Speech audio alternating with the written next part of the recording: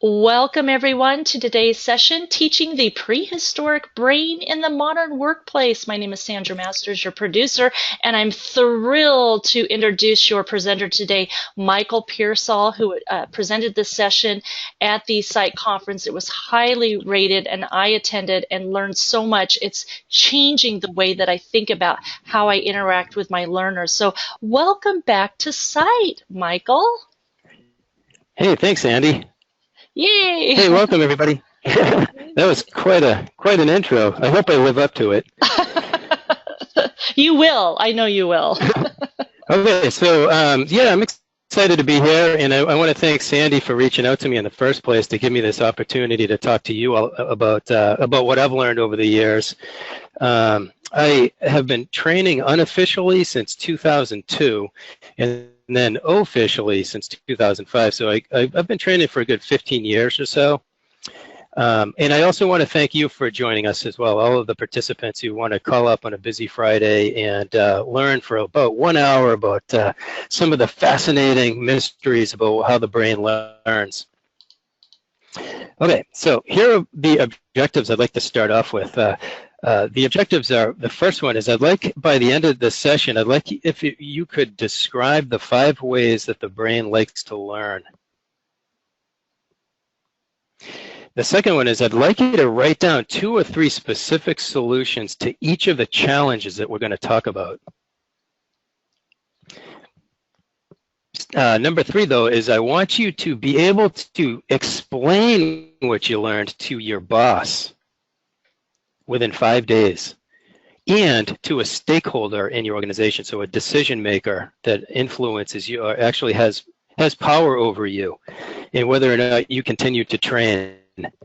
So you'll need to explain this stuff to a stakeholder and your boss. But more importantly, we're all going to work together, and we're actually going to come out of this session with a tangible plan, some actual concrete strategies, innovative solutions to age-old problems that frustrate trainers going way back since the beginning of time. So first, let's start off with a poll. Yay! Yeah. So the first poll is, yes or no, I feel like my training is extremely effective. Go ahead and vote. Oh, this is interesting. And all you do is click on the radio button on the screen. Last chance to weigh in. These are going to go really fast. We try to get 80 to 90%. This is audience participation. We want you to stay focused and engaged and connected. So this is a way to make you do something, bring you back to our session. We've had 79% who voted. So there's 21% of you who are not engaged. Okay, we got to 86%. So let me close the poll and share the results. This is very interesting. So 42% say yes, 58% say no. Okay, good. Good and bad, I guess. Okay, so the next question is, how many of you think your training sessions could be improved for long-lasting impact? Go ahead and vote. All right, let's see if we can get some of the folks who didn't vote in the first one to vote in the second one. Hey, this is great. We're up to 90% this time. Last chance to win. Now this is good. This is good. Let me close the poll and share the results. There you go. So everyone thinks they can improve. That's good news, right? That's good news. Absolutely. Okay, good. You've come to the right place then. And the third question is, how many of you are completely satisfied with the level of behavior change? So behavior change in your learners, right? Yes, yes, exactly. So how many of you are completely satisfied with the level of behavior change that you see after training in your learners? Oh, this is great. We have people still joining us. This is awesome. And we're up to 97% who voted. So let me close the poll and share the results. 93%. Okay, good. Yeah. Okay. All right, good. Okay, so basically I can completely concur with those scores. So my story is that I think I was really naive when I got into training, because I started out as a workers' comp adjuster, and I really did well well. And I figured it out, and I especially with the settling files, I felt like I was a machine. I got that down pat, and I was really good at it. And then a few years later, I got promoted to an auditor. And if you know what an auditor does, basically look at other people's work, and then we kind of score it and we give feedback. And the one thing I found over and over and over in thousands of instances is that I thought that I saw that examiners or adjusters were taking shortcuts and making more work for themselves and just doing it wrong. So it kind of made me think of that little movie clip from Mr. Mom where the kids are saying, "Dad, you're doing it wrong." So if you guys got a chance to watch that, it's pretty hilarious. So that's how I felt like when I got into training. I felt like, boy, I was doing it wrong, and there was something to it, and I don't know what it was. But so it got me on this quest to kind of look into the science about how people learn, and so that kind of what got me into looking at this stuff here that I want to share with you today. Well, we're all kind of doing it wrong, and that's not our fault. It's basically the system of learning that we've been taught and that we were brought up in, and now here we are, we're actually carrying it out in our own way. But it's actually very out of sync with how the brain actually prefers to learn. Like, for example, how many of you have ever had a situation where somebody in your office said, "Hey, can you come in and teach 40 PowerPoint slides with 10 bullets on each slide and do that within 1 hour?" And so this is not how the brain was designed to learn at all, but it's the environment that we're in. Mm-hmm. So by the end of this session, what I want to do is I want to share with you how we could implement a learning environment that actually aligns more naturally with how the brain was designed to learn. And so it kind of, hopefully, this is where we're going in the future. So pay close attention. How did we get here? Well, it's all due to a clash between the modern work environment and how the brain actually likes to learn. And that's because the brain is fundamentally, it's a survival machine. And it learns well so that it can survive. And the story goes like this. About 1 million years ago, the early human animal had to evacuate Africa. We used to live in trees, and all of a sudden they had to migrate out of Africa in waves, and they walked in teams and in packs for miles and miles every day. And this early human animal survived the eons by doing 3 basic things: thinking to solve problems, making meaning out of everything, and socializing. So what we need to do is when we want to train people, is design training so that our learners have opportunities throughout the session to provide meaning. Okay, so typically we prepare our colleagues for their jobs through training, and then after training we send them back to their desk and to apply their new skills. And the expectation is that a person's going to learn everything they need to learn in that 1-hour session and be completely competent in that area of practice. But the age-old problem is that people are only going to remember 10 or 20% of what they learned, with rapid forgetting to come in the days and weeks that follow. And Ebbinghaus showed us this back in the 1800s. And that's because the brain purposely forgets when you go to sleep tonight.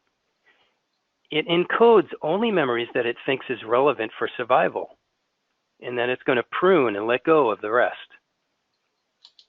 And this is best illustrated by none other than Benjamin Bloom from the 50s. He came out and he designed this pyramid, but basically it's called Bloom's taxonomy, and it basically says that learning starts with remembering. If we remember something well enough, then we have a chance to understand it. And then if we understand it well enough, then we'll actually be able to play around with it and apply it. And if we apply it enough, then we'll get to a point where it's so good that we can analyze it. That's where we become a supervisor.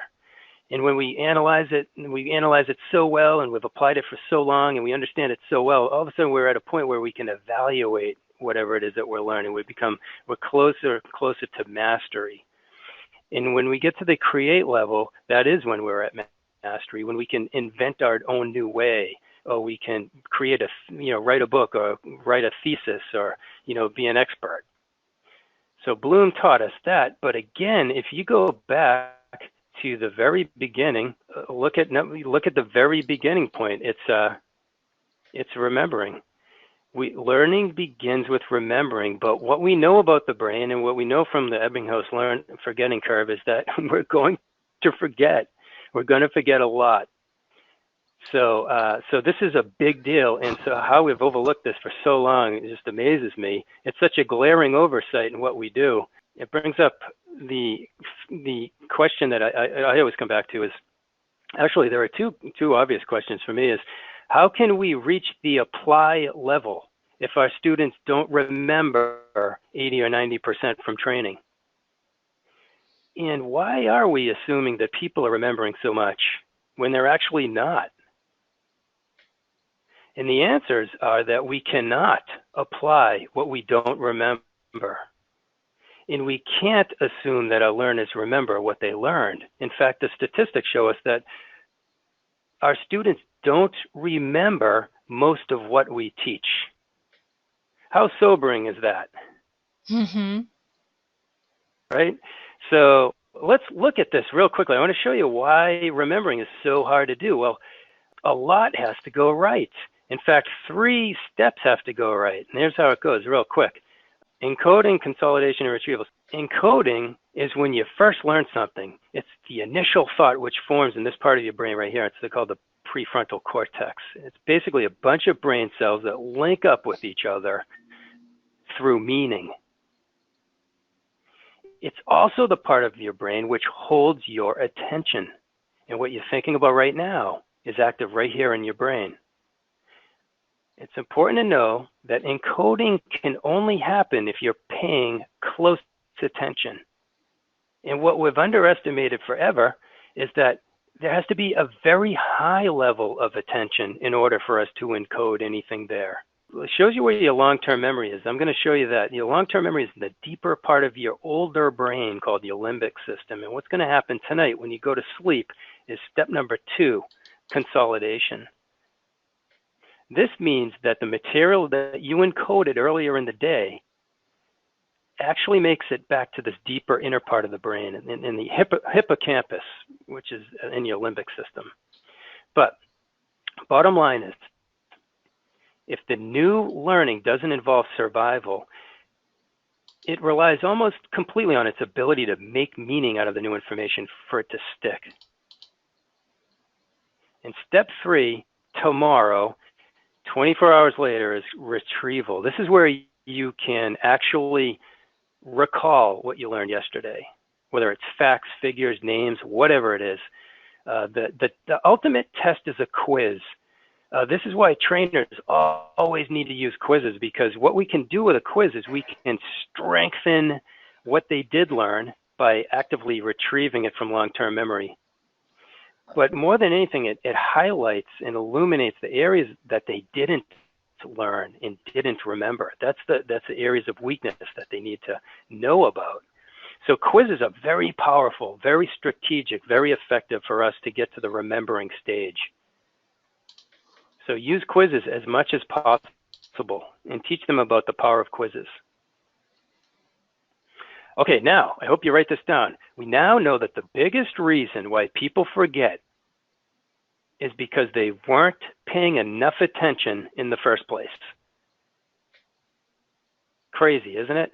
Mm-hmm. So it's critical to understand that attention is required in order to ever to be any recall or remembering. So I want to do a little test here. Raise your hand if you are attentive right now. Good question. And not everyone's raising their hand. I don't see I don't want to point anyone out. The raise hand button is on your control panel.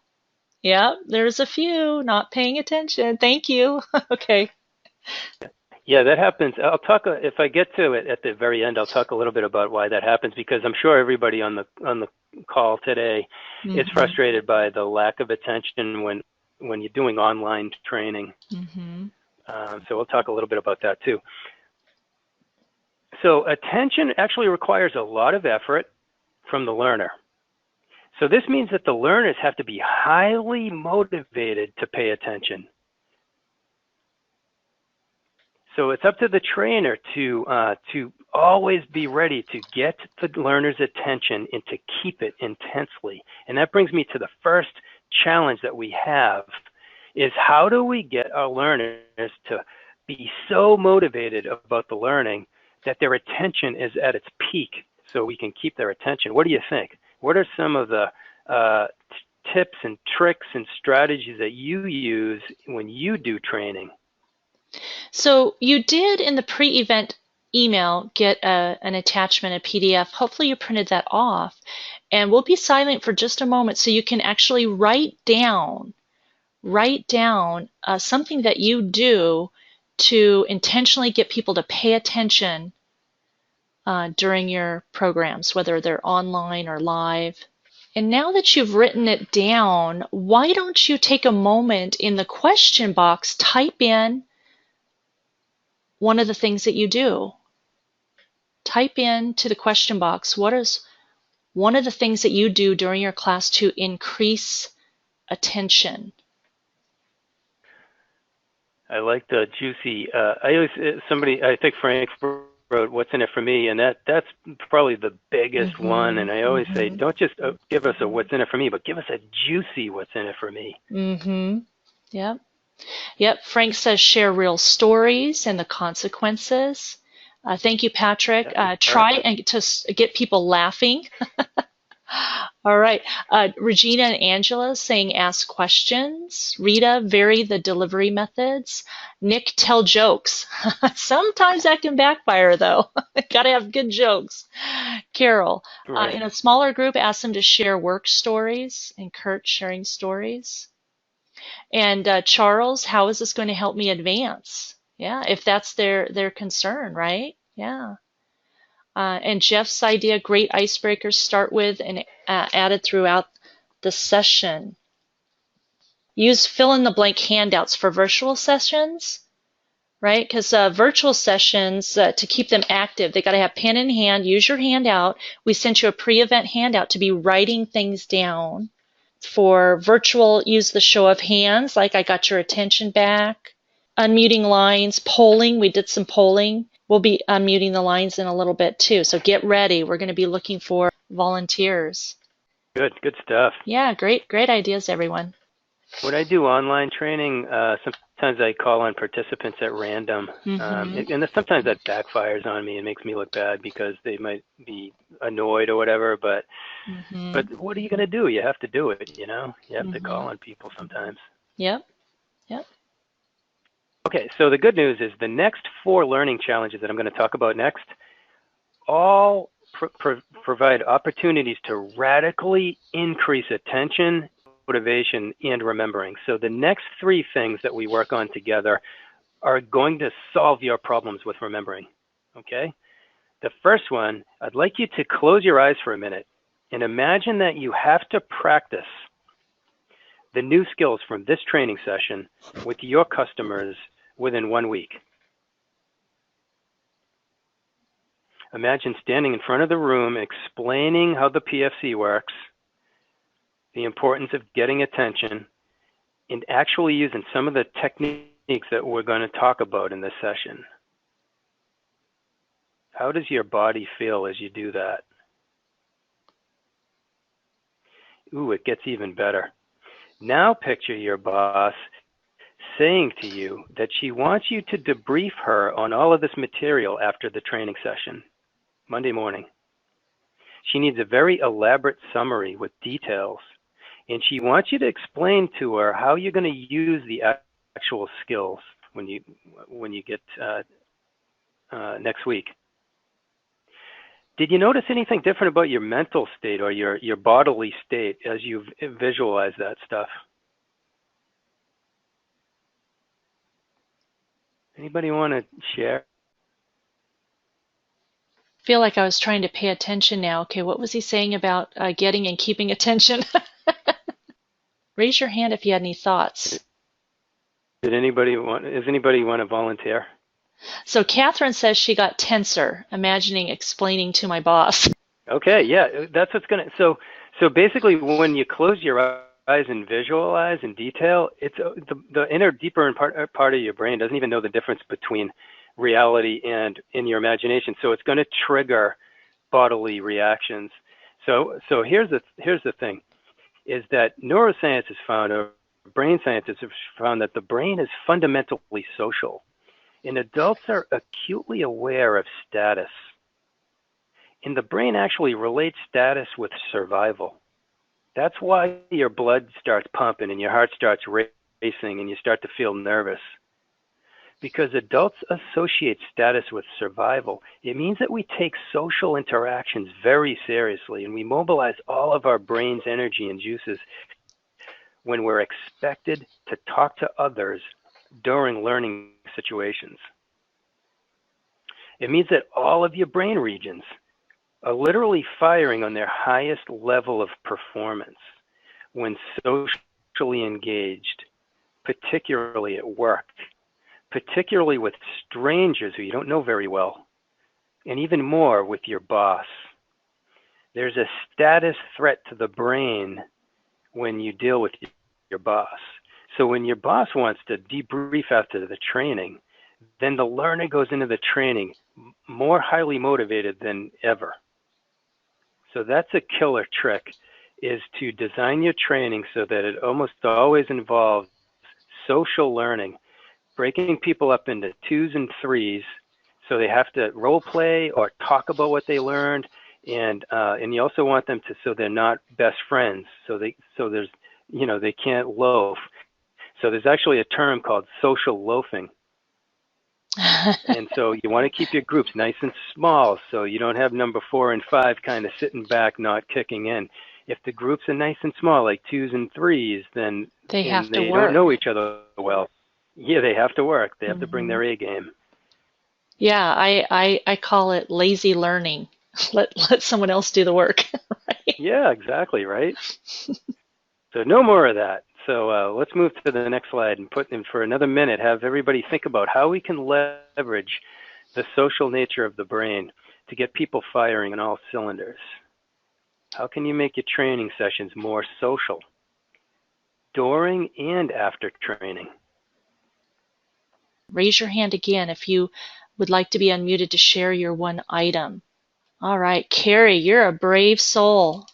How are you doing, Carrie? Good. How are you? Good, good. Share your item. I use Kahoot a lot. It's that game app that you can use. It's free. And so I do it in the beginning to see where everyone's at. And it's a competition, and I have silly prizes for people, but it really does get everyone interactive. And then I let them know that we'll be doing some more during the class, so they need to pay attention if they want to win the grand prize. So I keep it interactive, and it's amazing how much they'll be like trying to win. It's like a Pez dispenser or something silly. It's nothing, really. But the competition, and they do stay engaged. Awesome. So just out of curiosity, raise your hand if you've ever used Kahoots, and I'm going to type in the name of it in the chat so that you can look it up on the internet. Just Google Kahoot, K-A-H-O-O-T. So it looks like only a handful of people have used Kahoot. So Carrie, thank you so much for sharing your idea. I also want to share, Rita's saying have them participate in a poll. Jeff is saying giving control of the screen, calling on participants' names specifically, and engaging them directly. I wrote down 9 items during the live session. Forcing webcams. How would you like that? Everyone's got a webcam. Brainstorming, blog discussion, achieving levels, gamification. That's the Kahoot, right? Scavenger hunts, case studies, competitive teams, breakout sessions, project and goal. And if you've got a really good one that we haven't mentioned, type it into the question box so we could share it with everyone. So thank you, Shelley. Use small group activities. Yeah, Frank, I like that. Ask participants to verbalize how they're feeling about the learning. All right. Okay, so just to know though that social learning you involve social learning much more frequently and creatively than you have been in the past, and I think you'll be in good shape. Mm-hmm. Especially the pre and post manager meetings. Those are dynamite. Mm-hmm. If you can try to factor in those as much as possible, you're going to be in good shape. Okay, so now number 3 is LLL, learner-led learning, and basically means reteaching. So in other words, we have our students teach the material back. Now, your boss tells you before training that you're going to give a presentation on the material after training. How about that? Imagine that. Your boss is going to teach you, tells you that you have to present on it. Mm-hmm. And you'll be expected to invent specific ways to apply the new skills within 2 weeks. Learner-led learning is now recognized as the most effective way to get your trainees to pay attention, to listen, and get engaged, because they know they have to know the material very well in order to teach it. So they can't go in and fake it or take shortcuts. They know they have to bring it. So in effect, think of learner-led learning or reteaching as leveraging the social brain on steroids. Because again, the brain relates status with survival. So we're literally afraid, like really afraid to look foolish or unprepared or lazy in front of our peers or superiors. I remember in the live session you said you don't want to look like a chump. Yeah, we were very blunt in that live session. Yeah. So LLL, learner-led learning. I'll put that in the chat. Learner-led learning. This is one of the 5 key strategies. Yeah. Type into the question box, what was the first one that we talked about? That was the second one, Tracy. Yep. Social learning was the second one. It was the most recent, so that's probably the one that you remembered. Rita got it. Yeah, Rita, yes. Increase attention. Attention, social, learner-led learning. 1, 2, 3. Yep. And so my point here is that we've always known that reteaching requirements were very effective, but perhaps we weren't using them enough. So just think about that. How can you build in more reteaching opportunities throughout your training sessions, both during training and after training, even weeks after training? So just think about that. Think of ways that you can really start to incorporate this more often than you already do. So you've got your notepad or you've printed out your handout. Take a few moments or just a minute to write down at least one idea that you can use in the classroom or online to increase learner-led learning, reteaching the material. Yeah, that's a good question. Do you have any tips on using that for online learning? And you just got to get creative. You know, have reteaching opportunities in tiny, tiny bits, maybe sprinkled out throughout the hour.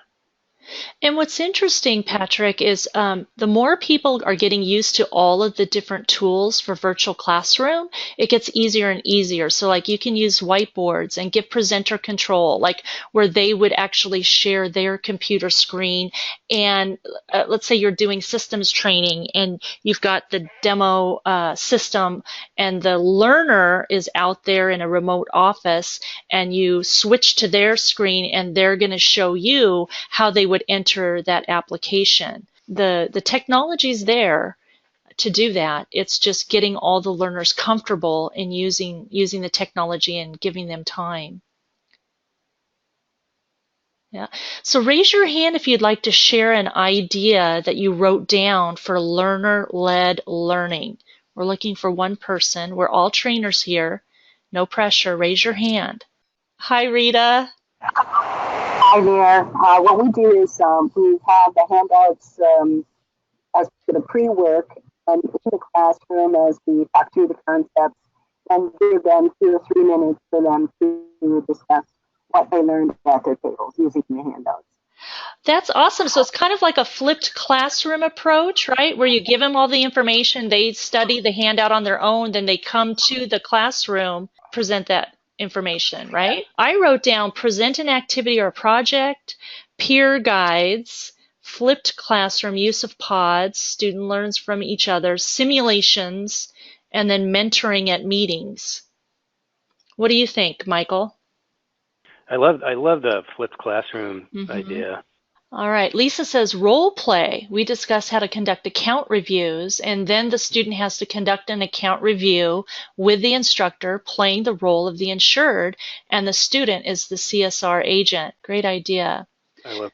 Yeah. Yeah, that also teaches us empathy for our customers. So that kind of gives us the strength to do a better job, even on the days when we don't feel, all excited. Right. But when we learn through empathy, we kind of develop that extra muscle that we need for our customers. Nikki's asking about what is flipped classroom, and if this is your first exposure to the concept of a flipped classroom, I would Google it.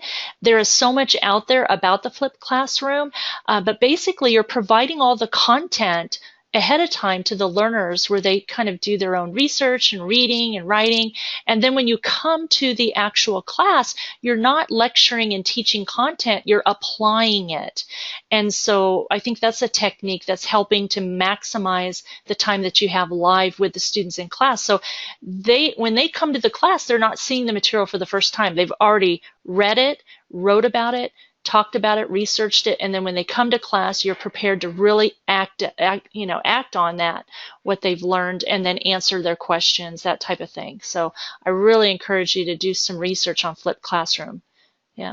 All right. Thanks. Yeah, and that dovetails perfectly with the next one, which is generation. Generation, what that means is that the learner generates the idea or the learning themselves. So it's inner learning. It's also known as insights. And this is really, really exciting because what they now know, neuroscientists looking at fMRI, people's brain activity and stuff like that, they've actually found that insights, basically the way they start off is basically insights occur after a prolonged period of mental struggle when you've worked on something intensely over a long period of time. They usually happen after the struggle when you're fully relaxed and you're no longer thinking about the problem. And on weekends, vacations, or in the shower, you're going to have a thunderclap in your mind that just brings a sense of euphoria and certainty about how right you are. And it's absolutely amazing.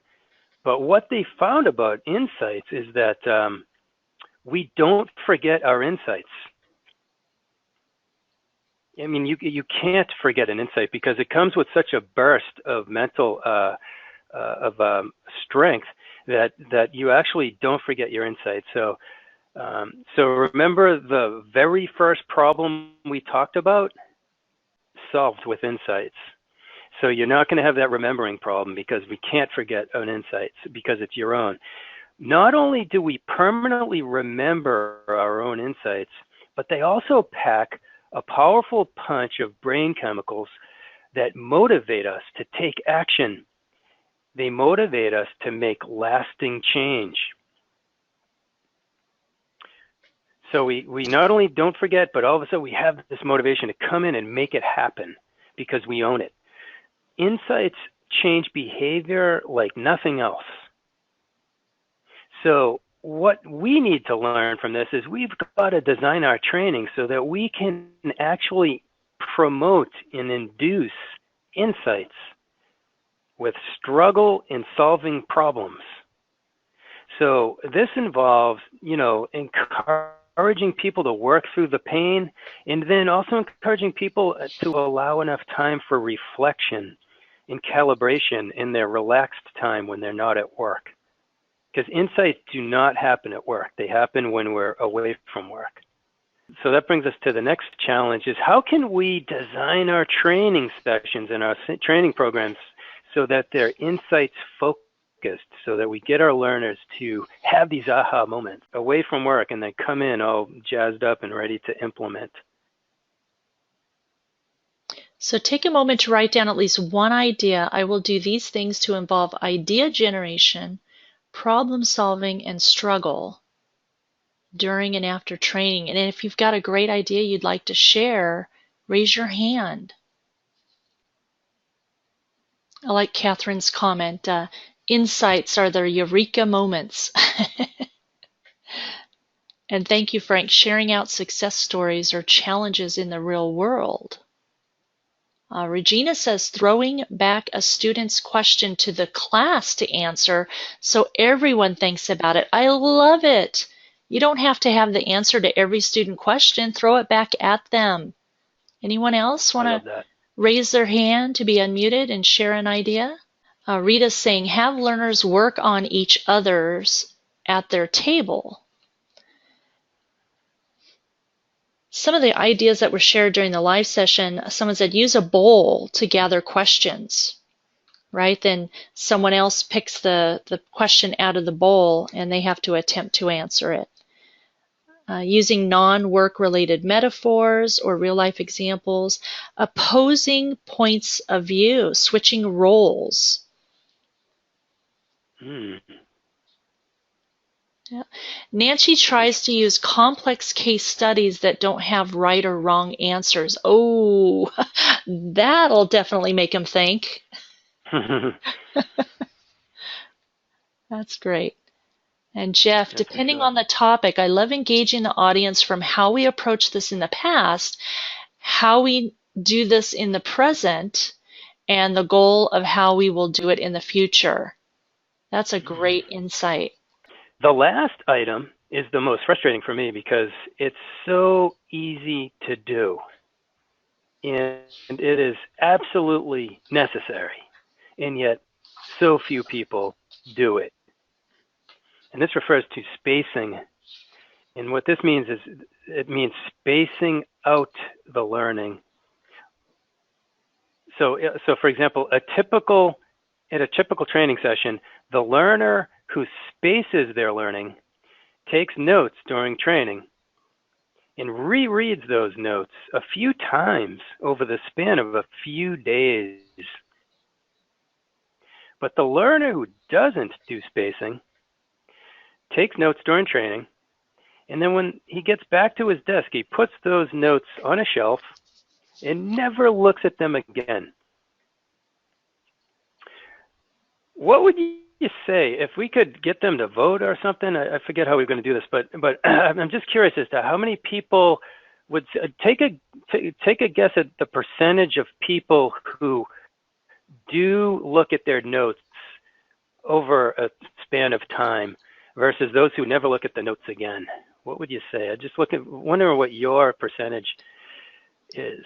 So enter into the question box the percentage of people who never look at their notes again. Catherine's 98%, Tracy 80, 70, 75, 87, 85, 95. I love it. Yeah. My gut tells me from doing this for over 15 years it's probably more about, at least from my experience, 92% that never look, even after I elaborately explain to them how they're wasting their time being here if they're not going to look at their notes. Because it's all about the spacing. You got to look at the notes again, otherwise you won't hit the remember stage. And it's just that Ebbinghaus showed us 100 years ago, and nothing's changed. So what neuroscience has showed us, that spacing is not just a nice to do, it's a need to do if the learner wants to interrupt the Ebbinghaus forgetting curve. The simple act of rereading your notes and looking at the training manual over and again a few times makes the difference of remembering 10% up to 80 to 90%, and it's real easy to do. So let me show you how that works scientifically. So typically a neural pathway or a thought, all a thought is brain cells linking up to each other, kind of like if you're standing, go to the neural path, go to that, there we go. Yeah, so this is, if you look at, this is the same thought.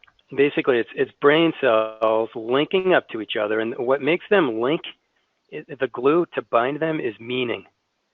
So each brain cell is connected through a thought, which is a particular thought, and altogether that creates a meaning for that person. The idea of training is simply to teach somebody so that thought becomes fatter and fatter, And the only way to make that strand fatter is if they re-expose themselves to the material after sleep. So spacing happens after cycles of sleep. So that's why it doesn't do you any good to take the notes from today and go home and look at them all night long tonight. That's not going to do you any good. You got to let the time go by. You have to let the sleep episodes go by. So every time you re-look at those notes after one period of sleep, after 2 periods of sleep, it's going to make that neural pathway fatter and fatter. And when it becomes fatter, that's memory. That becomes memory, then application, then analyzing, then going all the way up the chain. So the bottom line is more spacing, the fatter that idea becomes. So that brings us to the next question. Okay, we already did that. So how do we increase spacing? Since we know that it's absolutely necessary and it's really easy to do, how do we get people to buy into that so they actually look at their notes tomorrow and the day after and the day after? The more they look at it, the stronger it'll be. This is one of the biggest ones that I've struggled with because I just can't convince people to do it. Having them take a quiz on the material covered. Rita's sharing that idea. I love that. I love the idea of getting them to quiz themselves, maybe doing index cards and look at the index cards so they quiz themselves. I wrote down the idea of use an email follow-up to online e-learning to review key points. So they get an email from me, and then I just have a list of like the top key points from that we talked about the day before. Yeah, or how about emailing them a quiz? You know, where it's purely for their. I just thought of that too. I didn't even. That was just my insight, but that based on what you just said, so that's right. Actually pretty. Email them a quiz, and they have to reply with the answer. Tracy says they learn areas of our intranet in class, but then reassign the intranet readings to read word for word once they are back in the field. Nice. Carol asks people to do a follow-up example later, like that. Shelley, we have them do live work at the end of each unit of study that requires them to review the notes and make sure they are working through everything correctly. Refresh by rereading, recall by remembering. Yep. The 70-20-10 rule. That's interesting.